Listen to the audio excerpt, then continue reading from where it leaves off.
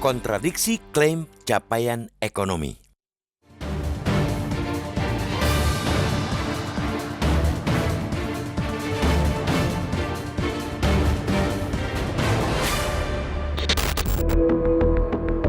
Ada hal kontradiktif terkait ekonomi dan kebijakan bantuan sosial atau bansos saat ini. Sejak September 2023, pemerintah menyatakan perekonomian Indonesia terus membaik. Meski begitu, kemarin di sidang kabinet paripurna, Presiden Joko Widodo menekankan bahwa penyaluran bansos diteruskan. Relasi kemajuan ekonomi dengan bansos sebenarnya sesederhana logika timbangan. Jika salah satu naik, yang lainnya mesti turun. Dengan begitu, perbaikan ekonomi mestinya menurunkan ketergantungan pemerintah pada jurus bansos. Diteruskannya program bansos bisa jadi dua hal. Pertama, kemungkinan bahwa kue kemajuan ekonomi hanya dinikmati segelintir orang atau bahkan sebaliknya, ekonomi benar membaik namun program bansos yang tidak lagi tepat sasaran. Soal perbaikan ekonomi, hingga triwulan ketiga 2023, ekonomi sosial memang tumbuh kumulatif 4,94% year on year. Pertumbuhan ini merupakan peringkat 4 terbaik di negara G20.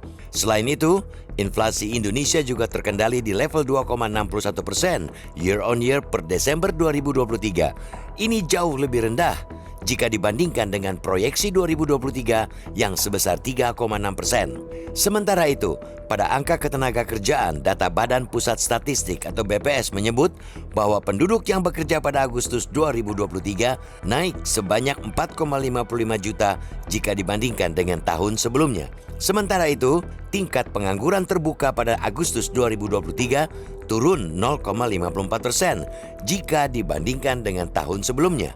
Sektor penyediaan akomodasi dan penyediaan makan minum disebut sebagai lapangan kerja dengan pertumbuhan tertinggi. Hal penting lainnya menyangkut daya beli ialah upah buruh.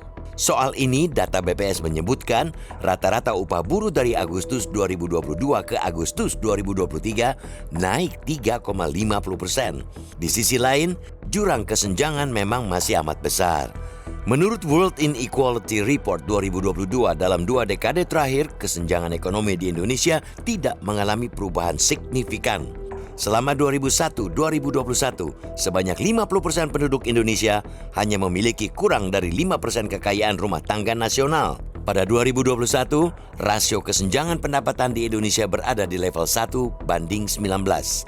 Rasio itu lebih besar jika dibandingkan dengan Amerika Serikat yang memiliki kesenjangan pendapatan sekitar 1:17.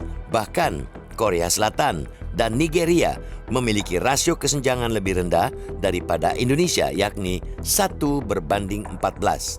Meski begitu, harus diakui, klaim perbaikan ekonomi dari pemerintah tidaklah salah. Pengangguran turun dan kenaikan upah buruh lebih tinggi daripada inflasi. Dengan begitu, pertanyaan besar memang tinggal pada program bansos. Pernyataan Presiden yang menekankan pada kelanjutan berbagai program bansos mengisyaratkan tidak ada perubahan signifikan, apalagi pengurangan atas aksi dari program yang sudah seabrek-abrek itu. Sederet BLT di era Jokowi digeber, dari mulai bantuan subsidi upah atau BLT gaji, BLT minyak goreng, hingga BLT pangan sudah diberikan sejak 2022. Tahun 2023 ada program BLT bahan bakar minyak yang kembali disalurkan. Kemudian, pemerintah menambah lagi program bantuan dengan BLT El Nino. Semua itu bisa dimaklumi selama memang dalam kondisi darurat dan tanpa embel-embel apapun. Apalagi embel-embel bahwa itu bantuan Joko Widodo.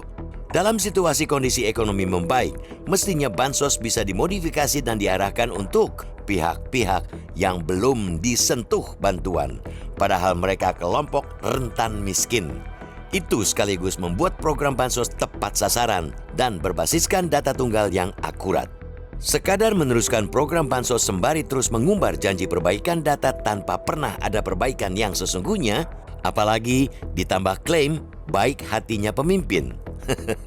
Jelas bukan langkah bijak. Kebijakan bansos yang bertolak belakang dengan angka perbaikan ekonomi ialah klaim mencurigakan. Kalau memang ekonomi membaik dan dirasakan seluruh lapisan, bansos bisa dialihkan fungsinya sebagai katalisator bagi kelompok yang membutuhkan perbaikan hidup secara berkelanjutan. Sebab itu, tidak bisa dimungkiri jika banyak yang mencurigai tujuan bansos yang ada sudah mulai melenceng dari fungsi jaring pengaman. Bahkan, kita pantas mewaspadai bansos sebagai alat politik apalagi anggarannya justru meningkat di tahun pemilu.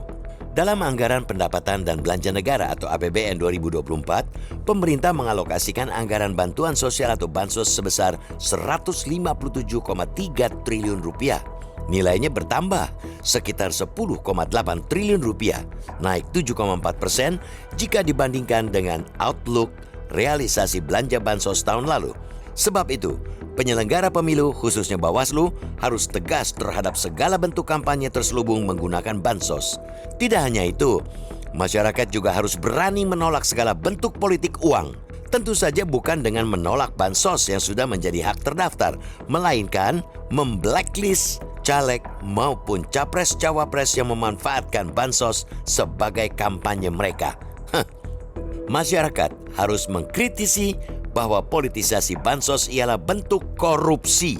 Peserta pemilu yang menggunakan jalan ini ialah penjahat bangsa. Ia seolah-olah berbaik hati, padahal yang disebar berasal dari pajak rakyat yang susah payah dikumpulkan dari rakyat.